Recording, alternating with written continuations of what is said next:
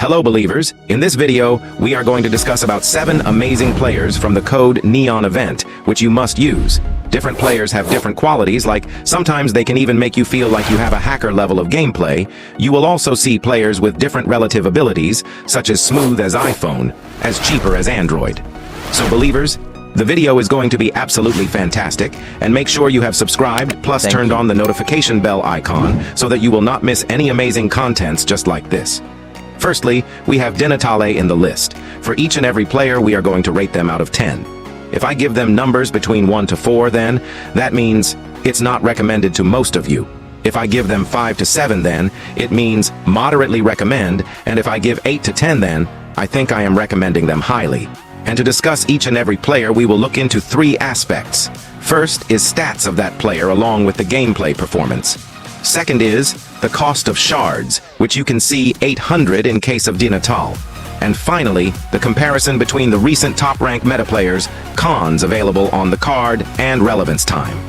So bros, if we go with those 3 steps, then this review is going to help you a lot. So Natale is a muscular type of card, which means he has great pace and physical.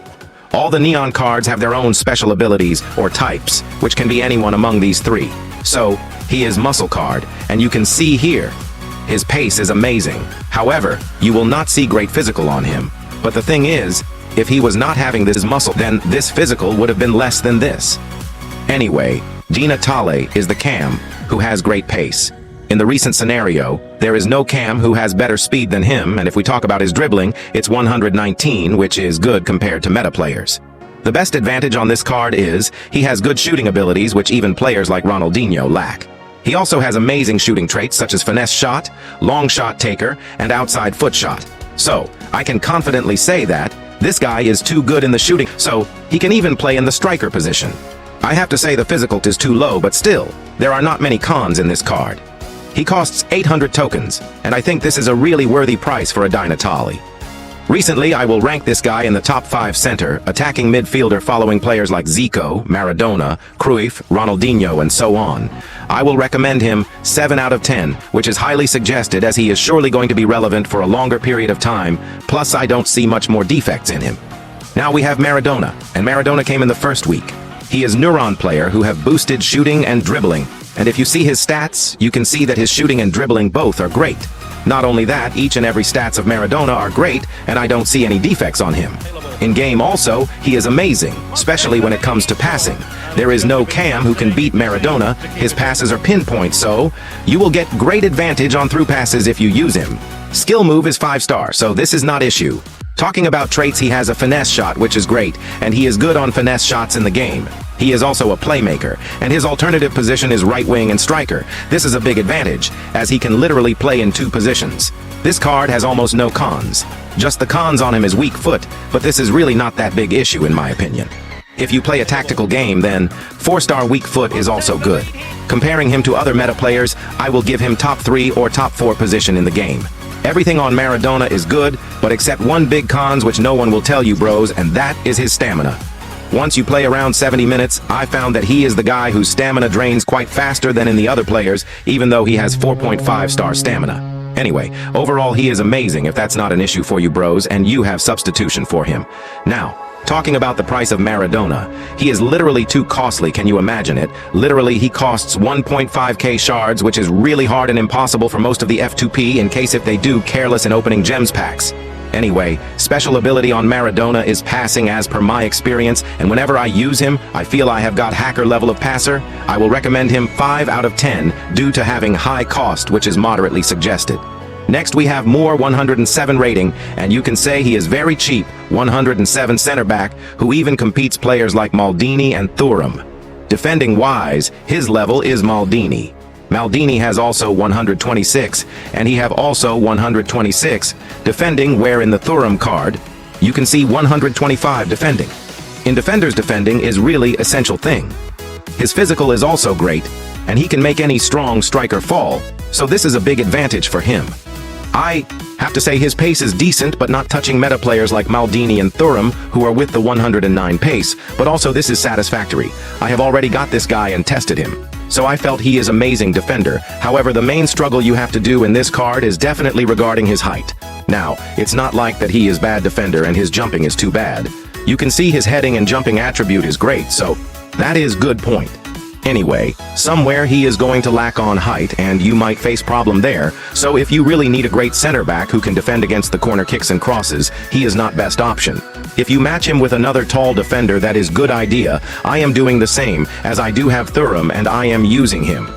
Anyway, bros, another cons many of you might notice is, in case if you want to use him in the fullback positions even after doing skill points, he can't play in the SO position. So, that were two main cons in this card, compared to other meta defenders. Talking about his cost, he just costs 800 shards, and I think this is worthy price for him. I will keep this guy in the top 5 list and give 5 out of 10, which is moderately suggested. Next we have Osimhen. Now, I wouldn't have kept this guy in my list, but still there are many great fans of Osimhen. And today, one guy literally cooked me with Osimhen by scoring 2 goals in a match from outside the box. So, if you can use this type of player then, he have good advantage, but you just need to learn how to use such type of player. Osimhen pace is slow, even Maradona pace is like 118 and he can play in striker position, but being striker I feel this is less. His shooting attribute is too good, and I knew it when I was using him plus when I got punchied for my opponent. He is smooth on dribblings, and physical is really good. Now he is guy who have power header, good height, and this is suggested for the crosser spammers. 4-star weak foot is not going to affect much, but the main big cons on this guy is skill moves, which is only 3-star. Honestly, I feel very hard to use guys who have just 3-star skill move. But if you guys know him to use, then he will give you hacker level feeling. Now, you might say, how bro? How right? He is absolute beast in stun. If you try heel to heel perfectly, his stunt moves are very high, and defender is going to forked. So, that's the special quality on him, and I would recommend him 3 out of 10 just because you of having too many cons and restriction like iPHONE. So, if you are skilled gamer, he will be skillful like iPHONE. Otherwise, if you need too many features, then he is useless, like iPhones, and costly too. Look at this, he costs 800 and literally restricted like Apple. Even though he is like iPhone, he don't even come to top 10 striker list, and unless you know him how to use, he is solely going to outdate it very fast for you guys. This mean, not suggested from my side. Next we have Pedro Gon&ccedil, and you can say that this card is like an Android phone bros. First thing is he is too cheap, just costs 300 tokens. Second thing is that he has a lot of features.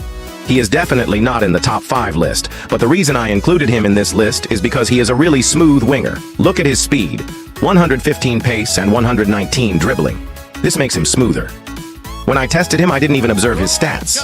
I directly used him, and I felt he is a good card. So this is the main reason I included in this list. Almost no big cons on him except this 4-star weak foot. He has got traits like finesse shot, long shot taker, which is good, and playmaker.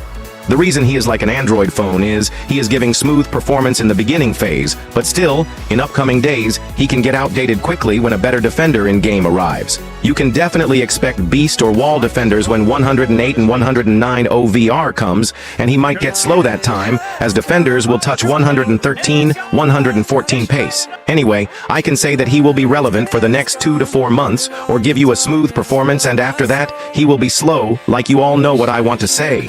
Anyway, he is cheap, so I definitely recommend him 6 out of 10, which is moderately recommended from my side. Next we have Cech. Cech is the top 2 goalkeeper at the moment in the game. His height is great, I haven't used him, but still, I can say that with comparison. To be honest, Buffon stats are too much high, and he easily beats Cech. However, there are no other goalkeeper in game who have his level of stats. I feel like Cech will drop down from the list very soon, but still in long term, he is definitely going to be used by many people. He has an amazing level of dying, positioning, handling, reflexes. He have also long thrower, traits. And he is medium work rate. I can say that he is decent for the versus attack. In VSA, high attacking work rate is good in my opinion, as those are goalkeepers who are aggressive and try to come forward to take the ball and distract counter. In past days, EA have released a lot of Cech cards, and many fans have loved his cards, so I expect him to be good too. If you have used him, let me know in the comment section how his overall performance is. I haven't used it. So, I am definitely not suggesting it to him, and the main reason is, he is too costly. Literally 1,000 shards for him is very high. In Toady we got Buffon card in 750 tokens, and that time I even suggested you guys the card of Buffon, as I knew that, his stats are incredible, he is cheaper, and it's hard to beat Buffon card. So, Even took him in my main account. Anyway, bros, I will recommend this guy 3 out of 10, just because I feel he is costly, and he might not be relevant. Next we have Kyle Walker, one of the fastest right back in the game. He is definitely in the top 5 list of the right back rank, depending on you guys. Especially I love his pace, and he will give you extra boost on counter-attack. He have also long throw traits. His attacking work rate is medium-high, which I didn't expect. I felt like he is an offensive right back, but he is going to help you on the defensive line more.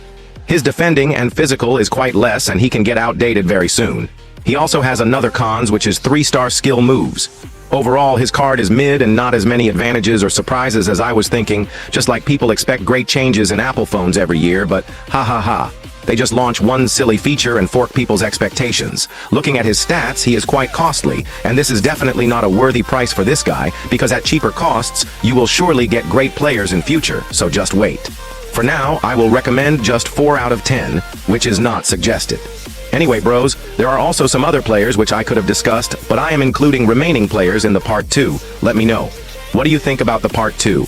Comment down below and let me know whether you guys are choosing Android, iPhone, or hacker level players from this video. So, believers, that's all for this video. I will meet you with the next one. Till then, your lovely host, Mr. Believer, signing out.